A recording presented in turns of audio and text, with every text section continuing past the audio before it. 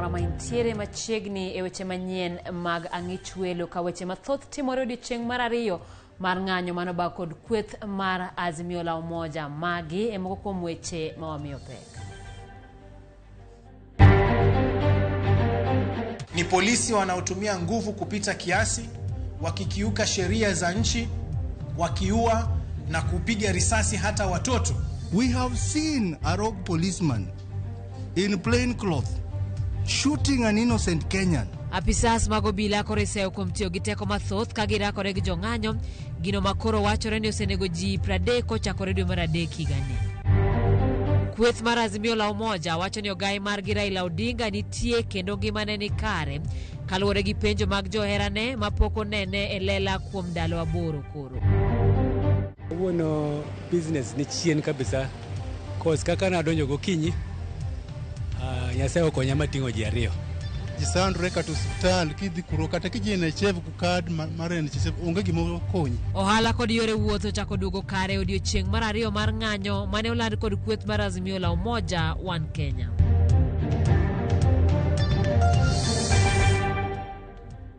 Machiegni kendo nyako Ramogi par nyalo tudori kodwa na bwa mara ote machuoka ariade ka uchel nono bende yudo wachiel kachiel e mbui mar Facebook, YouTube, wantiere Instagram kachiel kod Twitter. Nyinga Simfros Okinda, jaloko marwa Belinda Adhiambo. Kawachako ni jaod bura ma Embakasi East Babu Owino, speaker marod bura ma Kilifi Teddy Mwambire kod jaod bura ma Kilifi South Ken Chonga gin mokuom jotelo mag Azimio manodonyegi kod ketho mar chayo telo kendo bago ng'anyo ataro mar chik e kind ketho mamoko. Apisas auchiel mag kaunti ma Nairobi bende nochopo nyim doho kawuono tok mag ewi siayo rowere mondo odhi nyime gi ng'anyo.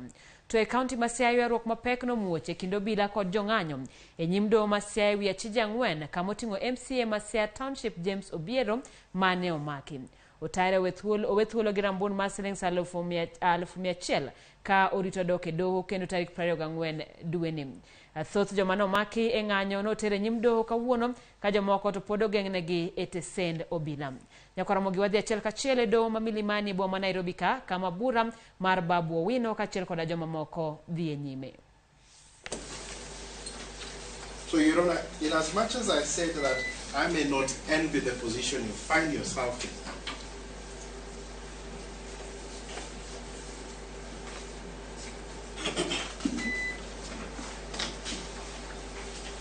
I think that what is before you is a very simple duty.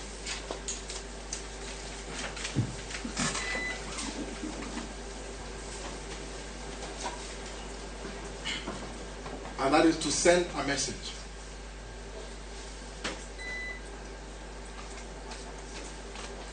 to the police, to the prosecution, and to the country at large.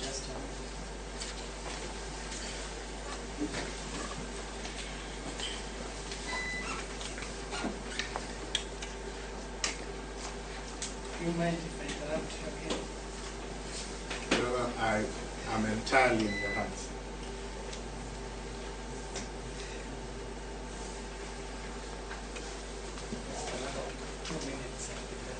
Thank you, Your Honor.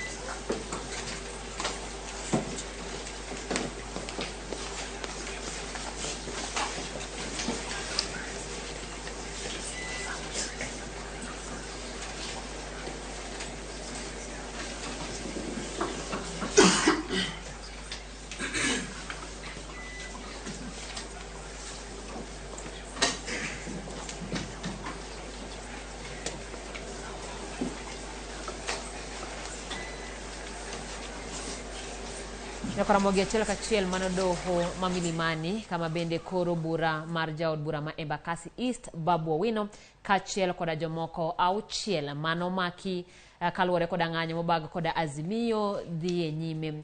Magi kaluwore koda buche mathoth ma bende koro piny owacho oketo ne jogo mane omaki ka thothgi odonjagi koda kethogo mag bago ng'anyo, ataro mar chik kachiel koda chayo telo mapacho kam. Ramogi wabiro winjo ni burano makare kendo wabiro chiwo ni report kaluwore koda bura ma jaod bura ma Embakasi East Babu Owino kachiel koda pisas moko auchiel e kaunti ma Nairobi. Wadhi nyime koda weche manyien ka obila ma Kenya podi medo se kuom tiyo kod teko mathoth kuom jopiny mang'anyo. Ma timore ka riwruok makedo ne ratich oganda Amnesty International wacho ni maloyo ji 30 osewito ngimagi chakre ng'anyo ne chakre dwe mar adek higani. Maromo ji 7 to osenegi e ng'anyo mag azimio chakre tich adek mar jumani. Walter Nyambaga nigi mathoth. En ng'anyo mosekelo lit ne familia bura mantie Bomet kod gwenge mag piny Kenya. Kama obila makoro ol kuyo wengegi ka iseyogi kuom tiyo kod teko mathoth kuom jopiny e kinde mag ng'anyo. Riwruok makedo ne ratiro mag oganda Amnesty International okoni maromo ji 30 osewito ngimagi yare dwe mar adek higani mane ng'anyo chakore pachoka. E ote mare ne ute mag fwambo, Amnesty International wacho ni tarik 20 dwe mar adek 2023 ji 12 ne owito ngimagi bang'ne e kinde mag ng'anyo. Ka tarik 27 dwe mar adek 2023 bende maromo ji 12 ne owito ngimagi e ng'anyo mag azimio, to odiochieng' manyoro maromo ji 6 ne owito ngimagi e kinde mag ng'anyo. Ka sechego, riwruok machielo mar Aki Africa bende koro dwaro ni mondo okaw okang' mager pino ne obila madonjore kod japiny kendo rodho roth Kisumo e kinde mag ng'anyo. Yale tuliyoyaona katika siku chache hizi zilizopita ni polisi wanaotumia nguvu kupita kiasi, wakikiuka sheria za nchi, wakiua na kupiga risasi hata watoto. Riwruok mar azimio la umoja One Kenya Alliance kotele kod jatend kweth manoke od buro Opiyo Wandayi bende osebila kuom muomore karandier kuom japiny mang'anyo maonge ligangla mag lweny. What we are witnessing is basically crimes against humanity, and in fact genocide in the making, because these attacks first of all are premeditated. Yesterday in Mathare constituency, you saw there was one person who was shot in the leg, peaceful and unarmed. You also saw a person who was protesting that his child had been choked by tear gas that had been lobbed into their informal settlement in their houses. There was a person camouflaging and masquerading as a member of the media who abducted that person, and that person to this place or this time is incommunicado. Magitimore ka ng'at achiel bende owito ngimane e kaunti ma Kisumu kendo kelo kwan mag jok mosewito ngimagi ochopo jabiro nyaka ng'anyo mag kwedo sirikal chakre jumane. We have noted with utmost concern the unprecedented level of police brutality targeted at innocent, peaceful, unarmed Kenyan citizens. E juma mokalo, badriruok mar piny mangima makelo ne raticho mag oganda kata the UN Human Rights Office bende ne oseyo piny owacho ka gikwedo go okang' mager mobila mapacho ka tiyo kod teko mathoth ka girakore kod joma timo ng'anyo. We have seen a rogue policeman in plain cloth shooting an innocent Kenyan. We are asking the international community to note the violation of human rights. Wach bende piny owacho osedonjo go e tong' kod riwruogno ka gibende giseyo kweth mag azimio makelo tulo, ketho mwandu to kod monjo bila sama gin kod ng'anyo. There are people who have died, there are people who have been shot, there are colleagues of ours who have been arrested, and the only conclusion you can make is that there is a clear command structure. Kinde kweth mag azimio la umoja One Kenya Alliance pod sundo piny owacho mondo yofung bech ngima kokalo yor ng'anyo. Ng'anyo mosekelo lal e yor tho to kata mana hinyruok ne oganda kendo jiwgi mondo gitim mana e yorno manyalo kelo kwe. Ramogi Jwang' rieko loyo ng'eyo nikech nyalo we ni ng'eyo to kare kia ni kia. Walter Nyambaga, Ramogi TV, Kangemi, Nairobi. Erokamano Walter Nyambaga kuom lipodno. Kwan jogo moyudo hinyruok e kinde ng'anyo e counties ma Kaluo medo dhi malo. Nyaka sani ji mahewo 35 dhi nyime kod yudo thieth e kuonde yudo thieth mopogore kama thothgi ni kod hinyruok mag adhonde magina. Millicent Adhiambo miyowa ler mathoth. Mana kaka ne osingi kod riwruog Azimio la Umoja, ng'anyo ne ochakore tich adek kendo geto lak kuom ndalo adek. Ng'anyo no kata kamano oseweyo moko kuom jopiny gi hinyruok, lit kod kuyo bende. Osiptal ma Jaramogi Oginga Odinga e boma ma Kisumu wayudo moko kuom ji ma pod yudo thieth bang' hinyruok e ng'anyo. Mosapagaria joka ng'en police no forems auke kod tatanya da forems ndarana chakudu kari drum malo to police no oshutage no go alisa sigichien bago busha kabutucho boye ke nyembech kayo gore nyembech oko to monda cross ndara tena winje ka abedo unconscious dichia to awinjo ka ng'ato wacho ni jogo go ng'ano but poka I realize gima timore koro kaneno remo ilawa korka a collapse. E county ma Kisumu kwan jogo ma osehinyore kinde ng'anyo osechopo 18 ka ji 2 kuomgi to ne owito ngimagi. Ng'at achiel ne ochop godo ka oselalo ngimane ka ng'ama chielo to muche ne ong'adore ka odhi nyime kod yudo thieth e kar yudo thieth maduong' ma Jaramogi e chuny boma ma Kisumu. Ji modong' sani medo yudo thieth kendo ngimagi koro osegole kinda kuru Gasumbi. Nyaka sani koro waseyudo ji 18 mo oyudo hinyruok mopogore opogore kaluwore gi risasi mogogi. Ji 5 nosetimnegi operation kendo ji 6 itimonegi operation sani. Ng'at achiel otho to gi ng'at achiel bende okel kosetho kowuok Nyamasaria to ji 16 modong' gine stable condition kendo koro gidhi mbele gi thieth. E county ma Homa Bay ji 6 moting'o chwo 4 kod mine 2 dhi nyime kod yudo thieth e kar yudo thieth ma Homa Bay Referral bang' yudo hinyruok mag adhonde magina e rakruok mane ochuo chieng' e kind obila kod jong'anyo, wach ma bende oyangi kod jatatije mar osiptandno Peter Ogola. Kundi iko nje napiga msukari. Mimi niko ndani nashikilia mabati. Naona kitu akanipiga mguu. Nilimwambia fundi, iko kitu amenipiga. Nasema hapana, wewe umebabaika. Kutoa sarwali. Damu ndio inakuja kwa mguu. Kini waseyudo ji 6 chwo 4 gi mine 2 ma nigi hinyruok to semigi yedhe mag rem to gin waneno wanyalo miyo gi thuolo gidog dala kawuono bang' bedo kwaseng'iyo gi bang' seche matin. Machielo e county ma Migori kwan ji masani dhi nyime kod yudo thieth ochopo 13 e kar yudo thieth mar piny owacho ma Migori bang' ka laktar moro bende ne ogogi magina e dhorangaje odiochieng' ma kawuono motelo ne ji 12 mane oseyudo hinyruok mopogore kinde ng'anyo e county no ka ji 5 to ne oyudo hinyruoge mag adhonde magina. Kuduogro chako kalowa kendo kaendi to kokalowa mabor kabisa mana mita 10 kama to lokore to chako mana siemo wani wewe to wambe dho umo koko siemo wani wewe to ting'o bunda lwete koro kapok awuoyo to kawo nyithindo manyan gel tienda giki adoko ka dieng'eya kaduogo na ng'eya niendi to winjo mana ka gimoro slap kura kako slap kura no kadoga ng'iyo to I just felt gima liet kanika kare I was bleeding. Kwayo ma oganda go kod jochiw thieth ne godo ne sirikal chalo kamae.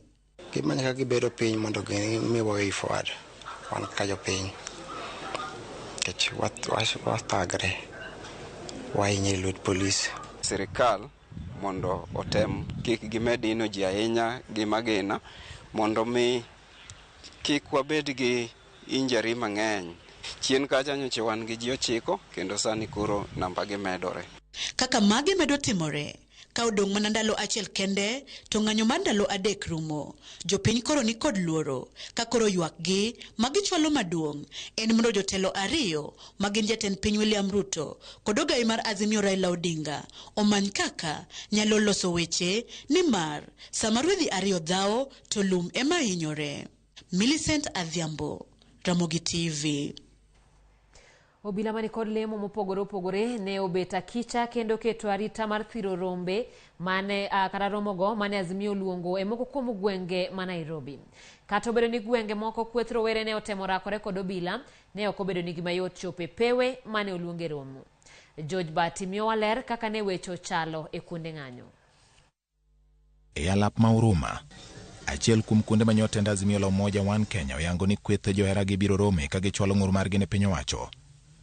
Rangae ne omako osiep gi kiful mogo gi nyororo, ka jal moro mane ok wayango chung' kod tuor ka ochal maketo arita, to jopuonjre mane winjo duond piny owacho mondo dhi sikul bende kalo ka giwuok e skul.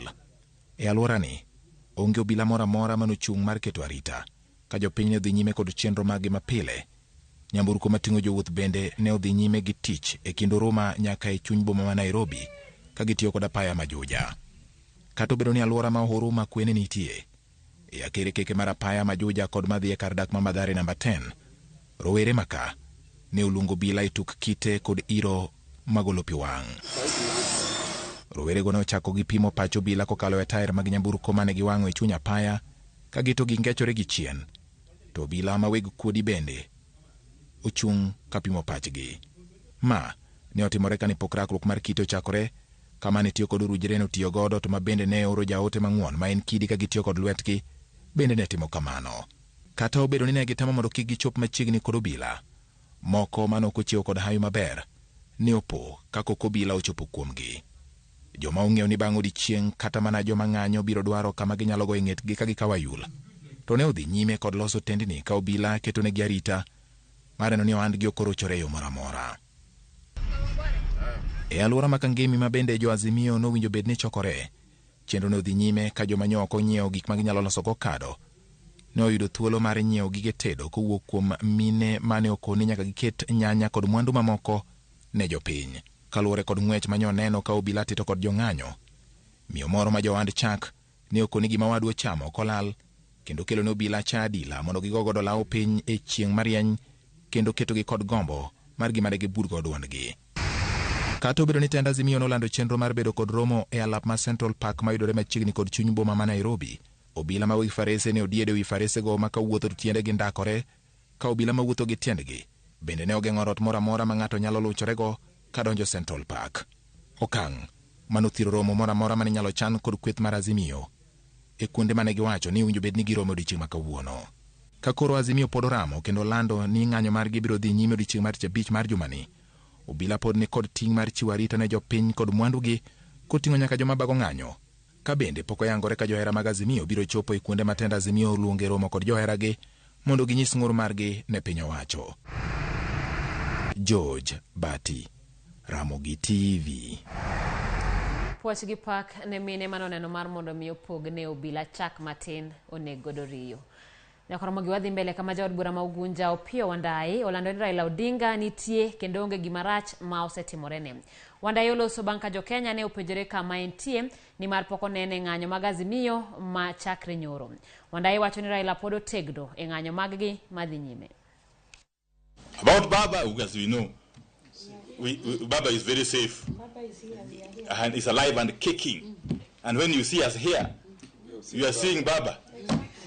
Yes. And Mandamano see Yaki. You must understand that this is now a people movement. It doesn't require the presence of any specific persons or leaders for it to succeed. Okay? And 3, all of us, from wherever we are actively contributing to this cause. Wadhi e kaunti ma Homa Bay kama chenro mapile e kaunti no kod e kaunti ma Homa Bay kod Migori ne obedo gi ng'ikruok e ng'anyo ma obagi odiechieng' mar 2 kawuono. Jafwambo mar Wali Abich leronwa kaka obila ne orakore gi jong'anyo e counties 2 go.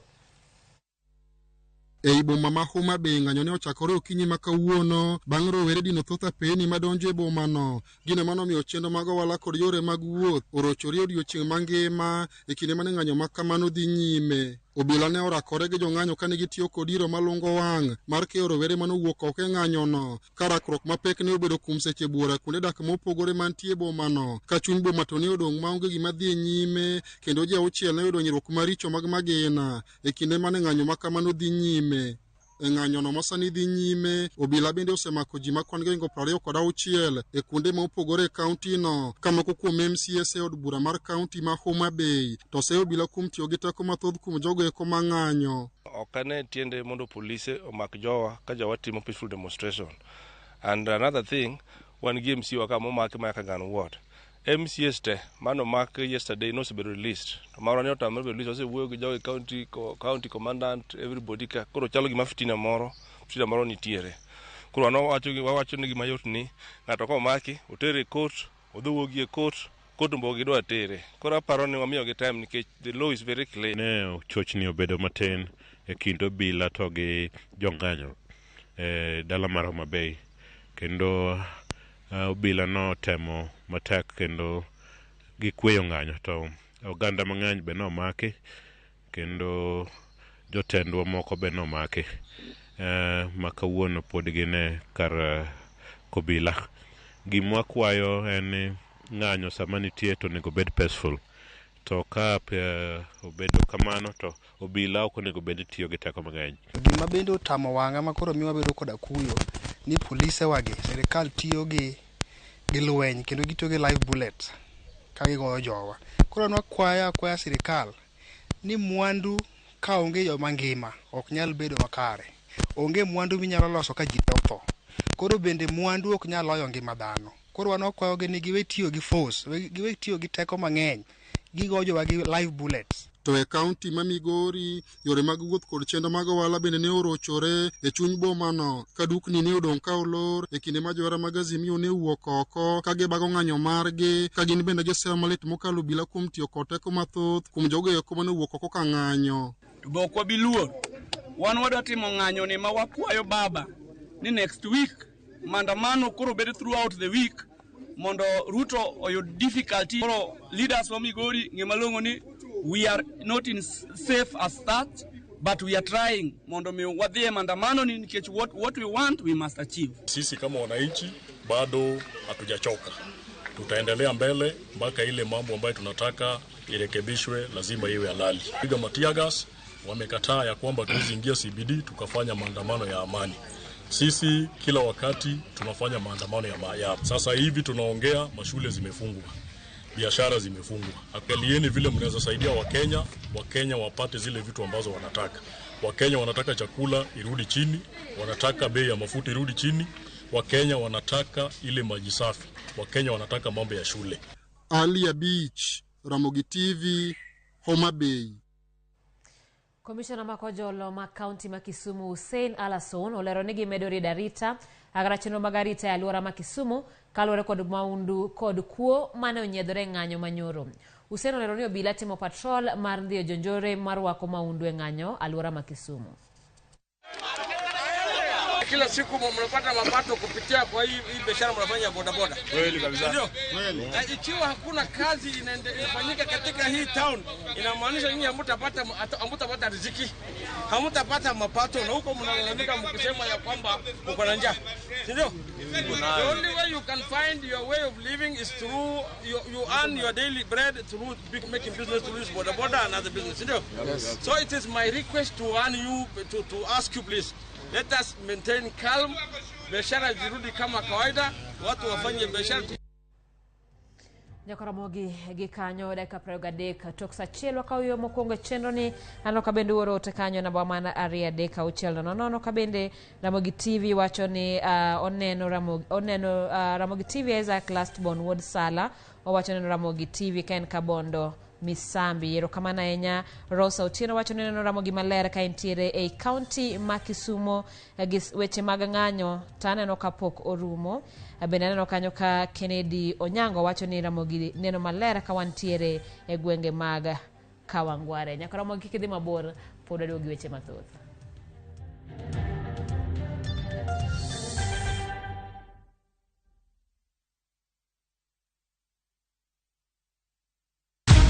Many have been lured into jobs abroad, only to end up in perpetual suffering. I met this girl by the roadside. I wish you saw how this girl is desperate. Nimepata mteja mpya for my bureau. Meet Eunice, a naive village girl who is given an opportunity to go and work abroad by Madam K. Nenda Middle East. Ati? When did you even do the application? But is this really a golden opportunity, or will she be one among too many to be lured into the human trafficking syndicate by Madam K and Joe? The parents are caught in the middle. Will they listen to John's side of the story even as he is caught trying to save his girlfriend? You have to leave this place. Enjoy this unfolding story of Madam K on viewsasa.com.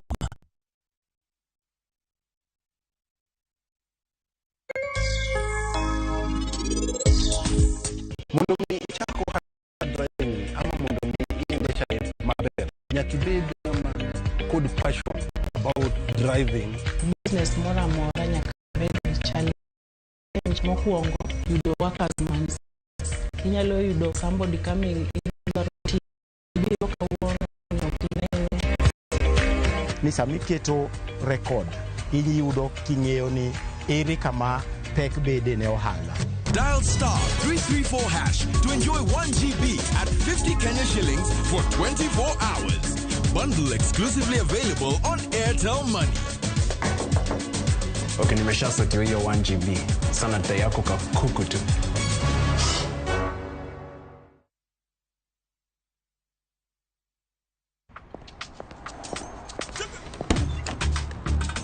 Oh, nice dashboard.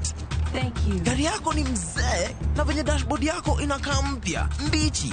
Is it new? Acha hizo tropi, unanichocha. Ibata pana si mpya. Neat. Manze, and that smell. So fresh. What's your secret, man? Nimekuwa nikitumia Tropical 2-in-1 car dashboard polish since I bought the car. Just spray, wipe, and your dashboard looks as good as new always and smells fresh. Haijawai parara. With Tropical 2-in-1 car dashboard polish, your car dashboard looks new always, fresh and shiny. Available in 4 exciting variants and in all leading supermarkets from Tropical brands.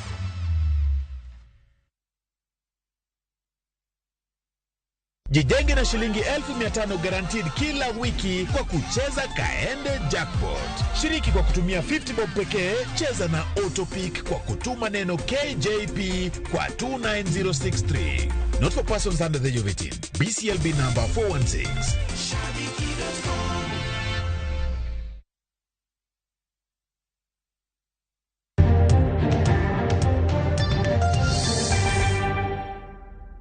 Machiegni kiro nyako Ramogi moko kuom johala e counties mapacho ka noyawo kuondegi mag ohala kata obedo ni chenro mag ohala pod ne ni kod ng'ikruok kaluwore gi ng'anyo manoluongi gi kweth mar Azimio la Umoja One Kenya Alliance. Kaka Lydia Okeo lero, jo ohala to pod yudo yuto manok ahinya kaluwore gi tin mar ohala e seche ma nengo ngima to pod medo mana bedo mapek e pacho ka. Ne en odiochieng' mar ariyo mar ng'anyo manoluongi gi kweth mar Azimio la Umoja One Kenya Alliance, ng'anyo makwedo pek mar ngima masani koro kelo ng'ikruok ne johala mathurka. E chuny boma ma Nairobi, chenro mag ohala ne chal ka gima temo duoge wang'e kaluwore gi ng'anyogo, kata kamano johala moko to ne okoyepo. Ataro mar chieng' tich adek nyakora mgajuang' odiochieng' ma kawuono ma okuom jodak e kaunti ma Nairobi nochopo e chuny boma kaka moko noyawo helni mag weg nyamburu nonyalo yudo jomoko mane ginyalo timo. Kata kamano nyakora mgajuang' moko to pod nitiere kod luoro kotenre kod ng'anyo bende nochan ni bag odiochieng' ma kawuono gi kweth mar Azimio la Umoja One Kenya Alliance. Jo ohala e boma ne ywago nok mar yuto. Kawuono business ni chien kabisa. Cause kaka nadonjo gokinyi Nyasaye okonya mating'o ji ariyo. To bei mane gimiya ne en bei machien ahinya niwach nakawo gi 100. Koro chakre gokinyi saa 2 nyaka seche mowuoyeni pok achako ayudo ng'ama chielo. Onge tich madhi nyime, ji wuotho awuotha, to bende kiwuotho awuotha kata ji gisechako mayo ji gimoro jokweng'eng'. Kopo onge chiemo, onge gimono ka ng'ato wuok awuoka, koro neno mondo konwang'o ka ng'ato wuotho yo to mae simu. Moro simu no koro mabiro dhi to uso to nwang'o chiemo. E boma ma Migori, obila no obedo kod ywaruok gi jong'anyo manoriko ne ng'anyogo manong'iko chenro mag ohala e bomano. E kaunti ma Kisumu, chal mar weche ne mana mano. Chenro mag ohala no obedo kod ng'ikruok e boma ma Kisumu e seche ma jong'anyo nodonjo e chuny bomano kendo rakore gi obila ma bende ne okweyo gi thuolo. E boma ma Homa Bay, chenro mag ohala no dhi mos ka thoth dukni nolor nikech luoro mar ng'anyo manoluongi gi kweth mar Azimio la Umoja One Kenya Alliance. Sisi kila wakati tunafanya maandamano ya sasa hivi tunaongea, mashule zimefungwa, biashara zimefungwa. Angalieni vile mnaweza saidia Wakenya wapate zile vitu ambazo wanataka. Wakenya wanataka chakula irudi chini, wanataka bei ya mafuta irudi chini, Wakenya wanataka ile maji safi, Wakenya wanataka mambo ya shule. Ponono ne ng'anyo gi odhi mbele pachoka. Johala nitiere kod luoro ni kidek gi medio dolal kaluwore gi ng'anyogo miluongo gi kweth mar Azimio la Umoja One Kenya Alliance. Lydia Oke, Ramogi TV, Nairobi. Kaluwore gi lal mar ngima kod kethruok mag mwandu mamedo dhi nyime pachoka nikech ng'anyo, jodolo kwayo jotend piny owacho kaachiel kod kweth makwedo piny owacho mar Azimio mondo tiek midhiero mamedo nyenyore. Kane giloso Mombasa, romo mokelo kanyakla jodolo mag kanisa PCEA mar twak ewi weche mag kwe kod ratich oganda, joyalo mag kanisa no koni piny Kenya kidek yudore kamarach moloyo ka ok okawo okang' mapiyo mar duoko kwe. Jodolo go koni giikore mar kelo kanyakla jotend Kenya Kwanza kaachiel kod riwruog Azimio la Umoja One Kenya Alliance e twak mar kelo kwe mochwere. Kawuono ni ung'eyo maber ni e piny Ahero kacha nitie nyaka kanisa moro ma bende osewang' sani, gig ji bende osekethi, ndara be waketho. Wakwayo ni mondo kwe obed e pinyni nikech kama wachomo ok en kama ber. Wan kod kech, bech gik moko bende odhi malo, ji chandore malit, bende wadwaro ni mondo water nyithiwa sikul, wadwaro ni mondo wapure puothewa. Emomiyo wakwayou ni wabed kod kwe nyikwa Ramogi. Wan kod platform ma Nyasaye osemiyowa ni mar mondo mi wakel jotend pinywa together to wawuo kodgi. Omiyo kanisa play a very important part. Emomiyo adwa nawach ni kaka isepenjono ni ng'ano moripo bed ni kao center stage kanisa mondo watu mediation kaachiel kod stakeholders mamoko wabiro together to ka watumo mano to Kenya ni waboyudo mana kwe. Wahero Kenya to wakwayo ni kwe mondo bede e piny Kenya kae. Tungetaka kuuliza wananchi wote wajaribu kuweka amani. Tunaelewa kuna mambo ambayo imefanya wawe wako na shida, kama hali ya maisha iko juu, hali ya ushuru na mambo ya madeni.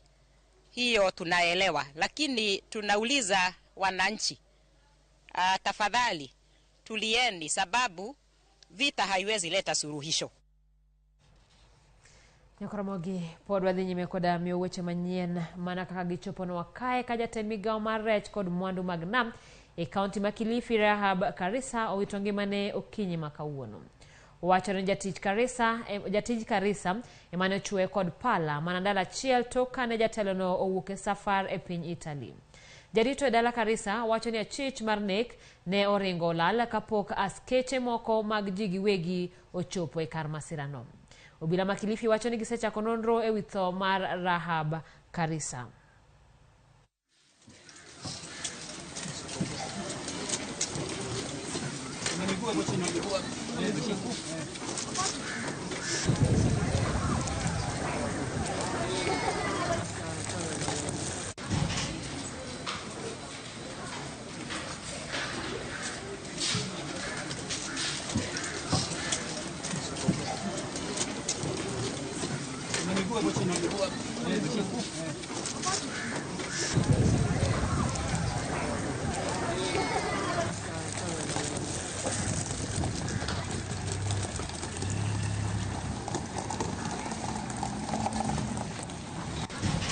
Kawadhi nyimeni doho mamalo otamore chiwo rambon ne Gilbert Mutuye mane en jariemb lori mane okelo masira makoche apaya Malondiani.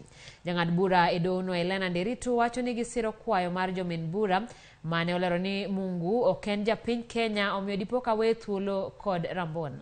Mungu ma en japiny Rwanda ne riembo lori mane owito break kendo nego ji 52 jumbe adek mokalo. Sani odine tesendo bida mana kuru ka orito ng'eto mar doho tarik 30 dwe manyien. For 41, the death of Michael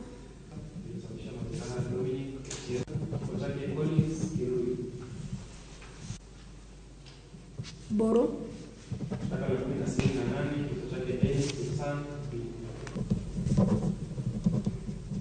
Kipto Kegech.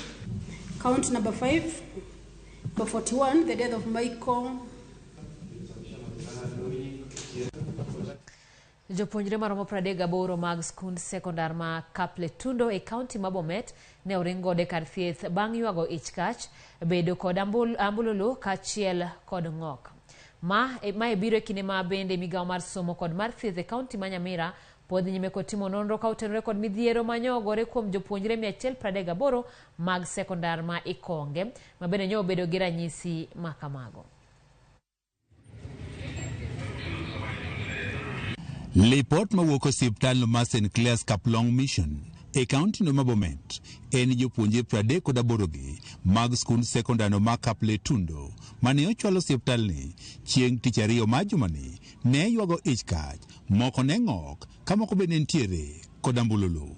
Laktar Haron Koros matiyo osiptal ni kaka jalup medical superintendent ne olero ni jopuonjre 38 ne oketie thieth kendo thothgi ne odok e sikul ka bende nyaka sani maromo nochiko kende ema dhi nyime kod yudo thieth. We manage symptomatically. We were able to reiterate those number of patients. We were able to give antibiotics and spasmodics. After, let's say, 4 to 6 hours, the patients were stable. We admitted for a day for observation. The next day we were able to manage to discharge majority of them. Tendo osiptal ni ka otenore kod migawo masomo pod dhi nyime kod tim nonro ka otenore kod midhiero ni. No, each body react differently. There were those who have a short onset of symptoms. Now we are doing advanced care and also we are checking on other conditions. Magi bire kinde no ma jopuonjre maromo 116 ma gin mokum jopuonjre 100 mar skund no mar Ikonge, Ringo, no mar Ekere kod Mogumo e kaunti no ma Nyamira bang' yuago ich kach kachiel kod ambululu ne owe thuolo kendo dok e sikul bang' yudo thieth. 12 are still at the hospital being examined and the doctors have assured us that they don't have any major issue. They'll be coming back to school before the end of day today. Apisas mawuok e migawo mar somo ne olimo skundni mar Ikonge mar nono gima ne nyalo kelo midhiero ni ka apisas e migawo mar thieth bende ne ochopo e skundni mar chiwo yedhe mag thiedho pi. Maybe food was not properly handled. So what we've done as the county government, we have brought in chlorine tablets to treat all the water in place. We've been told by the school administration that pump imetengenezwa ya maji, so they'll go back to using their water. We have taken every precaution so that this does not happen. The parents who are out there should not worry. Director migawo masomo e kaunti ni Nyamira Zakari Mutwiri okono tend sikundni ni oket yore makare mar geng'o midhiero gi. Visited the food stores, visited the postal mill, we visited the kitchen and everything. We found the school as, to the best of our knowledge, try the best they can to adhere to safety measures as concerns food handling. We agreed that instead of the students being taken to hospital, they can be managed around here. The county government, the Ministry or Directorate of Health, they will be able to provide some health personnel who re-examine the students around here, and they did not see any cause for alarm. Taken some food samples which are going to be checked to see whether zilikuwa na contamination yote, and also we've agreed that the food handlers will be again go for certification waangaliwe ili waweze kujulikana kwamba wako sawa kwa handle food. Nondo koro pod dhi nyime mar yango gima ne nyalo kelo tuo ich kach kachiel kod ambululu ne jopuonjegi ka bende lipot mawi mawuok e migawo no mar thieth e kaunti no ma Nyamira yango ni kuom jopuonjre 138 mane oringe kar thieth, 2 kuomgi oyud kod tuo mar amiba. George Juma, Ramogi TV.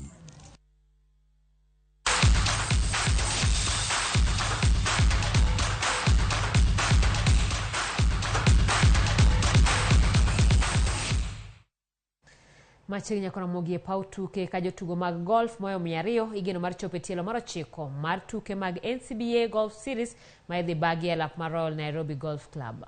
Ma en bang' tielo mar 8 ne rumo e lap ma Uganda Golf Club Kampala manoneno ka jotugo mohewo 200 laro thuolo mar yudo points mabiro miyo gi loch e giko piem e giko higa. Director John Gashora oyango ni tielo mag tuke mag NCBA Golf Series en mano mamiyo jotugo thuolo mar nyisore kendo tego weche mag tuke mag golf e pachoka.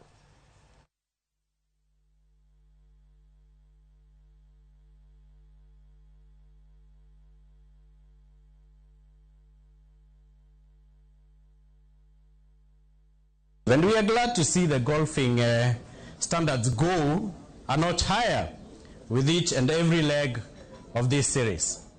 And thus this golf series gives us an opportunity to showcase our commitment to providing them with solutions that will help them achieve their goals.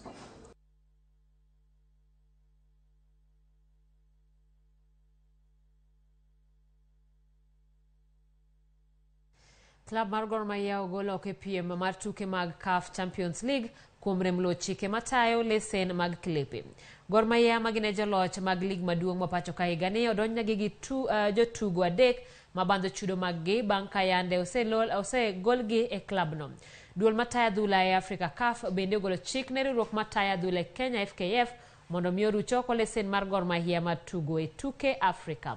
Gor itudo gi rem chudo jotugo Sando Yanga, Adama Traore kod Jules Ulimwengu.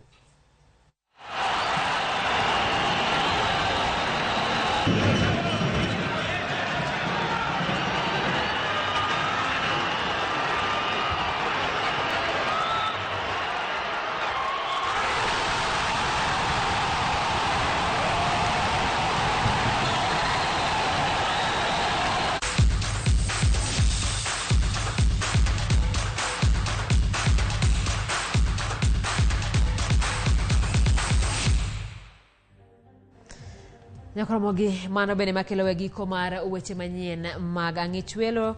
Ramogi TV awuoro kaka Ruto puoyo bila kuom tich magisetiyo maber nego jopiny tich maber awuoro Nyasaye rit joge. Alfredo Suru kantiere Dandora Phase 2 erokamano Fred.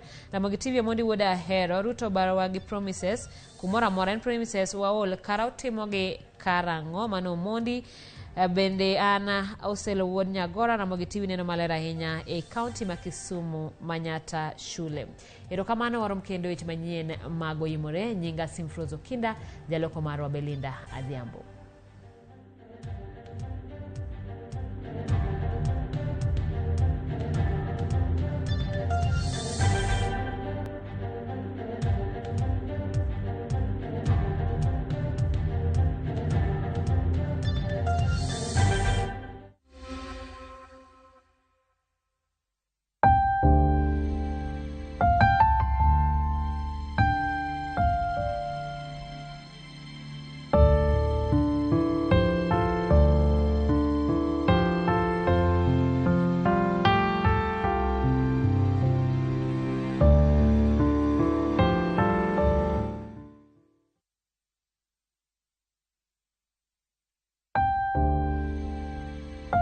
Kauma Welfare Nairobi lando tho mar injini